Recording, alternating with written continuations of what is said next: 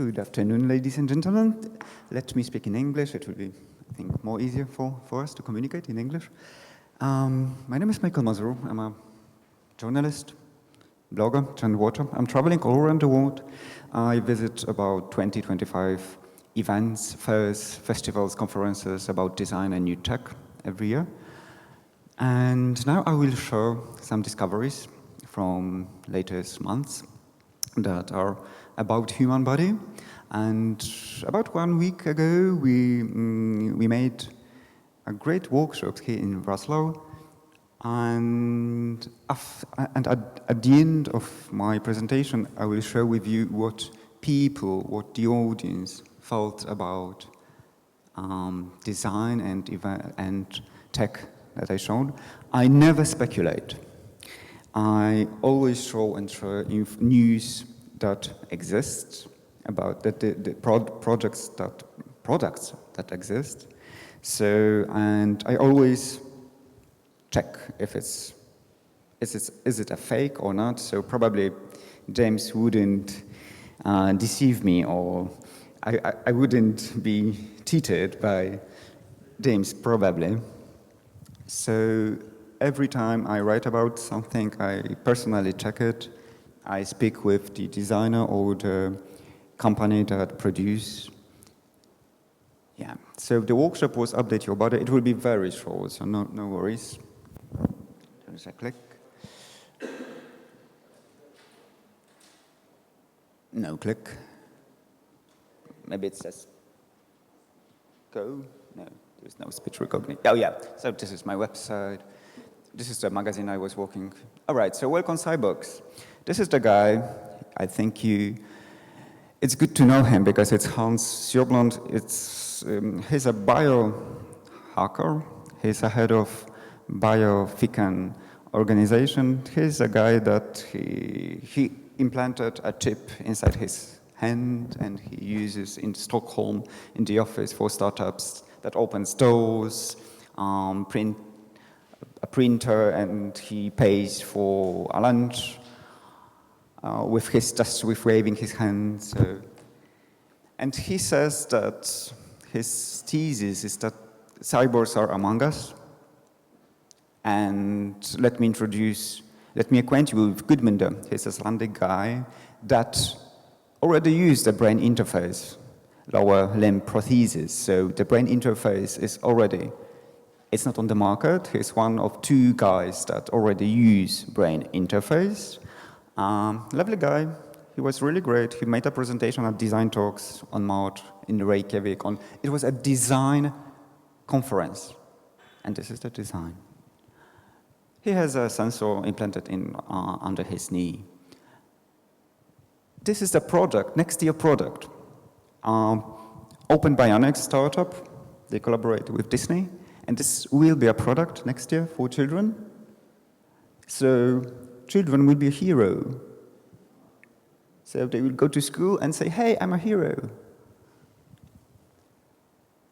And this is DTech. They do brain interface as well. But they use brain interface to communicate with people in coma or to recover after a stroke. And they use the same technology to do an interface for games. So we can play just with your brain. This technology already exists. So exactly last week, in Zurich, there was a Zebathon. It was a sport games for people with some disabilities. And this is a sports guy. So there was a brain-computer interface race. There was also a powered arm prosthesis race. There was powered leg prosthesis. So yeah, arm prosthesis race, leg prosthesis race, exoskeleton race. Yeah, so there should be, that's fine. So bike race with electrostimulation, that's fine. No, the click does not work. I have competitor. All right, so maybe there is a PDF. There's also a PDF. So, all right. Sorry for interference. All right, so to sum it up, this part. So the brain interface is not that something that is coming, it's working, but it's extremely expensive. So there are only 2 guys that are testing the brain interface, lower leg. And it will be on the market in about 5 years, but still, it will be only for millionaires. So if you are very lucky and all right, yeah. Mm-hmm.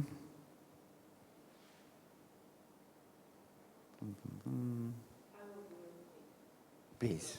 All right. Thank you. Yeah, we can skip the Zebathlon, so we know what was those. All right, so. And, yeah, you know already HoloLens, so let's skip the HoloLens because I think because not only disabled people will enhance their bodies soon, but all of us will soon use, if you are a designer, you will use in 2020, it will be your computer to design, to work. Probably you will not walk on the street with that, but this will be a device to work. And here, MasterCard already in the Netherlands, they just launched selfie pay. So your face is your PIN, it's your security device. And NIMI, it's also from MasterCard. They collaborate with MasterCard. It reads your ECG, and because every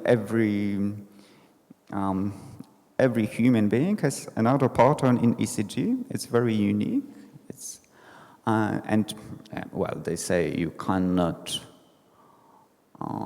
cheat it, the system, so it's 100%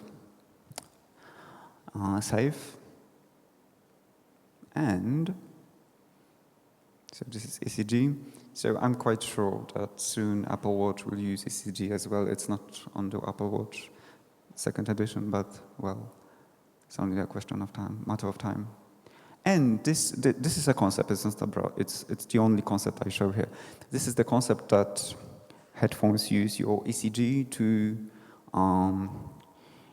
play a music that match how your body feels.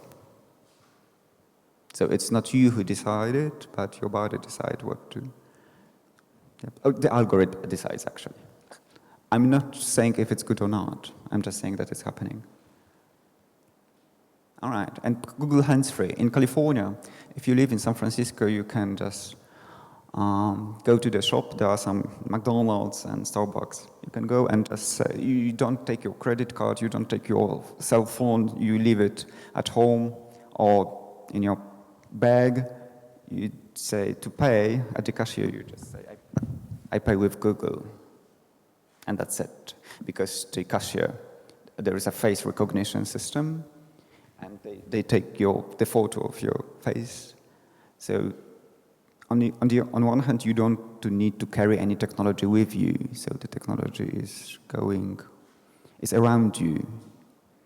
So you don't have to enhance your body. Not at all. On the contrast. Oh yeah, and this is the most. It's self-driving pilot. Now you are self-driving, of course. All right, so of course. I'm sorry. Yeah. You did, of course. Yeah. Thank you. All right. It's a luxury. It's a luxury today. Yeah. All right. Thank you. So yeah, this is the last slide. So as I promised, it was short, but I think it's the most interesting slide. So let me do it very short. Also, so this is the result of our workshop on Monday, like last Monday.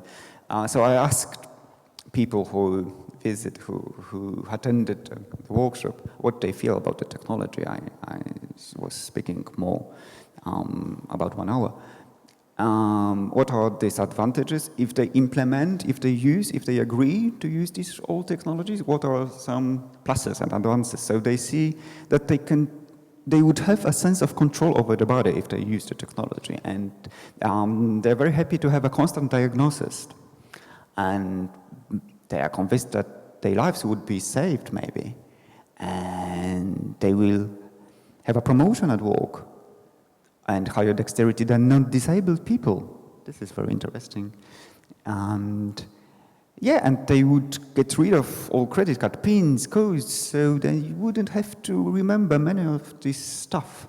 So these were advantages, and what they concern, what are disadvantages if they use these technologies. So costs, who will pay for that? And ethics, and what if the device would be defected, stop working? And of course there are some concerns about privacy, upgrade, who will pay for upgrades.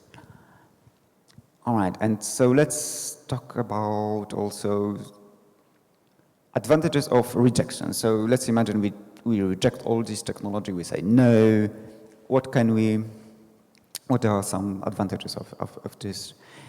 So people would feel independence, and they would have to pay for anything, because if they don't buy technology, then they have to pay for that.